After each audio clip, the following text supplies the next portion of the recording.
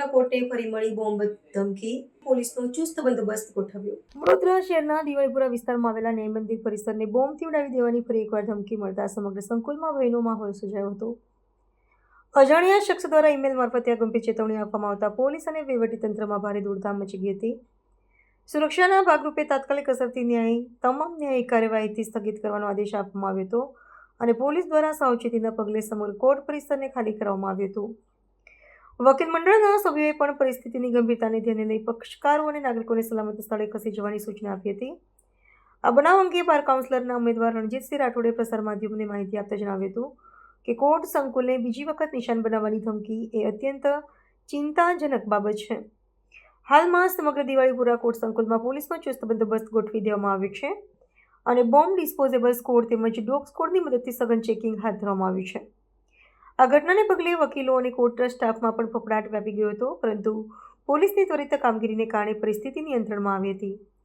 આવતીકાલે મહત્વપૂર્ણ બાર કાઉન્સિલરની ચૂંટણી યોજવાની હોવાથી સુરક્ષા વ્યવસ્થાને લઈને ગંભીર પ્રશ્નો ઊભા થયા છે। રણજીતસિંહ રાઠોડે ચૂંટણી પ્રક્રિયા શાંતિપૂર્ણ અને ભયમુક્ત વાતાવરણમાં સંપન્ન થાય તે માટે પોલીસના સુરક્ષામાં વધારો કરવાની ભારપૂર્વક માંગ કરી છે। પોલીસ વિભાગે પણ આ મામલે તપાસનો ધમધમાટ તેજ કર્યો છે અને સાયબર ક્રાઇમ બ્રાન્ચની મદદથી ઈમેલ મોકલનારનું પગેરું શોધવા ચક્ર ગતિમાન કર્યા છે। આ બનાવને पगले આવતીકાલની ચૂંટણી દરમિયાન કોર્ટ સંકુલમાં लोखंडी सुरक्षा व्यवस्था तैनात કરવામાં આવશે। आज कोर्ट प्रीमाइसिस में बॉम्ब की बाबत की बात मिली है, वो बात के अनुसंधान यहाँ कोर्ट में बहुत लोग आते जाते हैं, वकील लोग भी हजारों की संख्या में आते हैं, पक्षकारों भी और उनके रिलेटिव भी उनके साथ आते जाते हैं। तो ये बहुत पब्लिक आने जाने वाली जगह है और इससे सभी लोगों की जान माल की रक्षा करने की वहीवटकर्ताओं की जवाबदारी रहती है। तब ये माहिती मिलने के बाद पुलिस विभाग में इसको माहिती को बताया गया है। पुलिस विभाग अभी पूरी न्याय मंदिर कोर्ट का सभी रूम्स वगैरह की तपास कर रही है, सघन तपास चल रही है।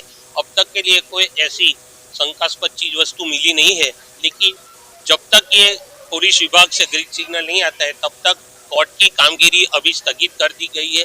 ग्रीन सिग्नल आने के बाद कोर्ट की कामगिरी फिर से वापस चालू हो सकती है। ये तो आप सब जानते हो, ये दोबारा ऐसी धमकी मिली है, शॉर्ट टाइम में ऐसी धमकी मिली है, लेकिन जहाँ पब्लिक का जान माल का सवाल आता है तब ड्यू केयर रखनी पड़ती है।